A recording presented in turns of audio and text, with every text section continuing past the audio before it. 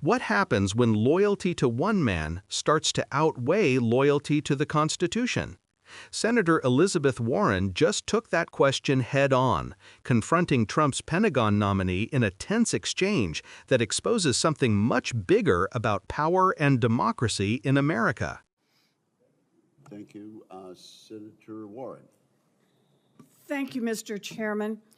Our military is strong because each member pledges loyalty to the Constitution, not to a specific president or a political party. And in return, military service and promotion are not tied to a political party or personal loyalty.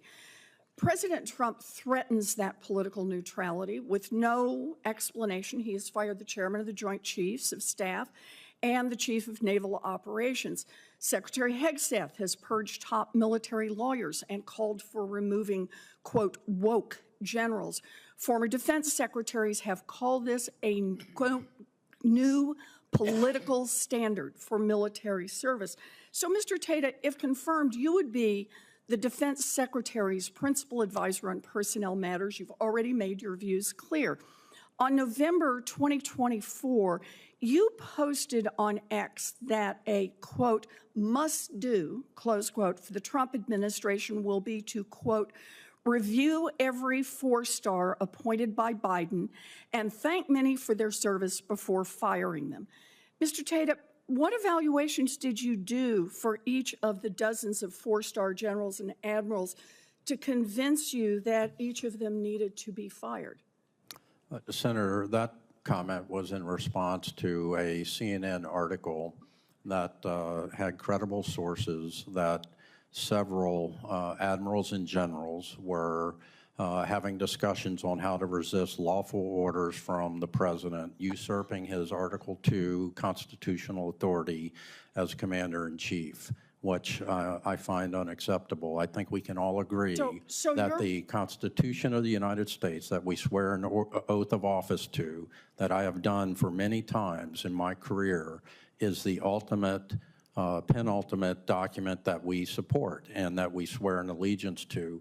And so if there were people that were having those conversations, if there were admirals and generals that were having those conversations. Mr. Tata, I have your tweet here, and your tweet doesn't say, I want to investigate person by person and see what they've done.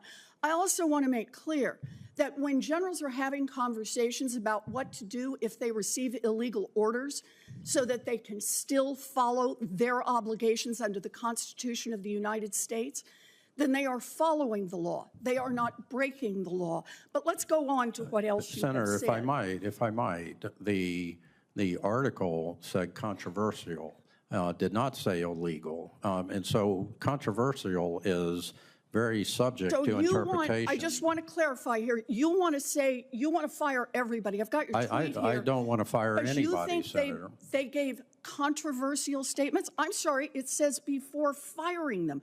Mr. Chairman, could I enter this into the record, please? Mr. Tata's tweet. Is there objection? There being no objection, it is All right, so admitted. Let me try another one. On November 2024, you posted on X that the Trump administration should choose only leaders who are, quote, all oars in the water to achieve Trump Agenda 47. That suggests that you believe that generals should be picked for loyalty to Donald Trump. Is that right? Is that what you believe? That is not what I believe, Senator. Then why did you post this? Well, I was a private citizen when I posted that, and So when you were a private citizen, you said things you didn't believe? As Still are a private Agenda citizen 47. right now, Mr. Tata. Senator, let him answer the question. Senator, I'm respectfully trying to answer your question. Agenda 47 talks about shipbuilding. It talks about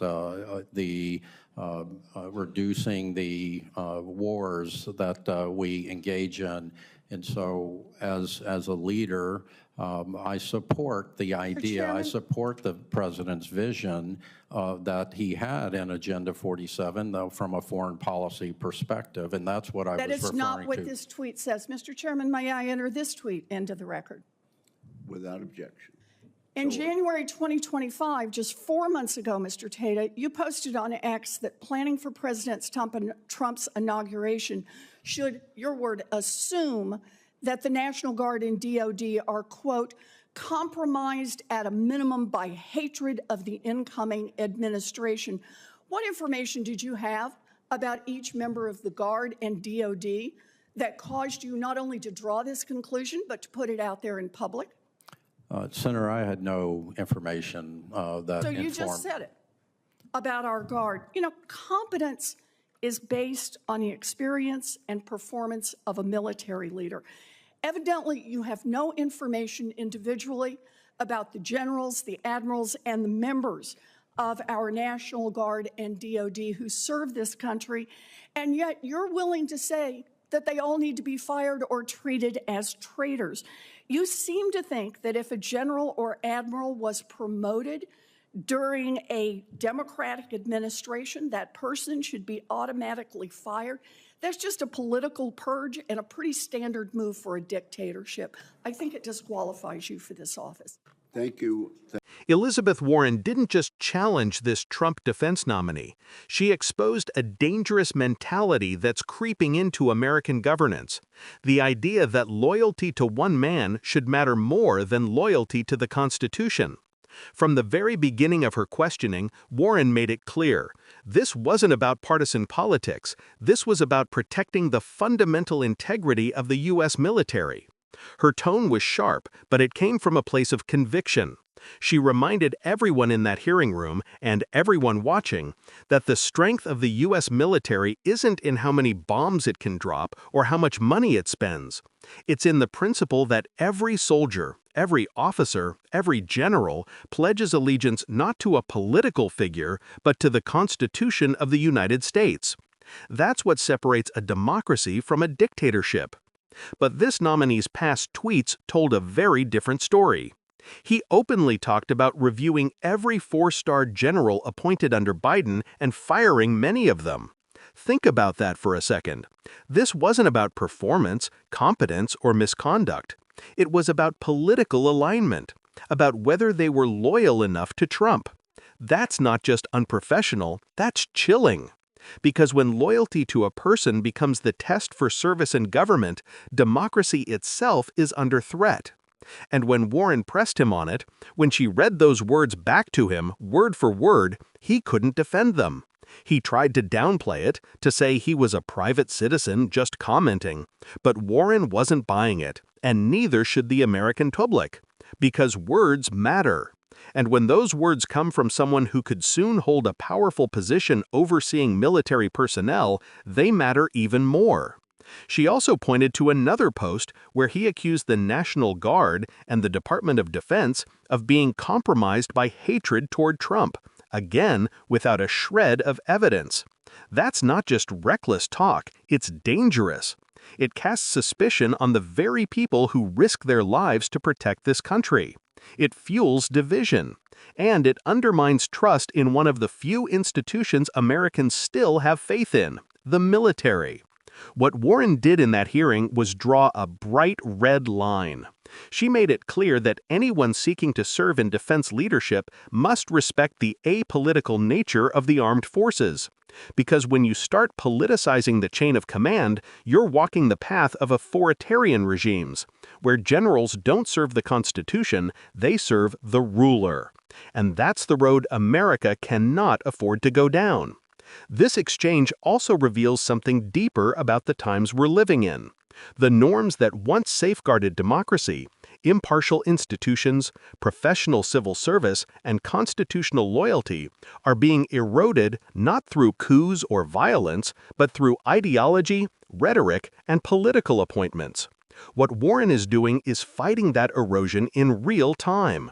She's not just defending a principle, she's defending the very architecture of American democracy. And that's why this hearing matters. It's not just about one nominee's tweets, it's about whether America's most powerful institutions remain loyal to law and Constitution or fall prey to the cult of personality. If you care about accountability, if you care about truth, if you care about the strength of democracy itself, this is the kind of oversight that matters. It's the reason we need voices like Warren's in the room, people willing to say no when power starts drifting too close to authoritarianism. So make sure you like, share, and subscribe to Left Lens, because these moments deserve more than a passing headline.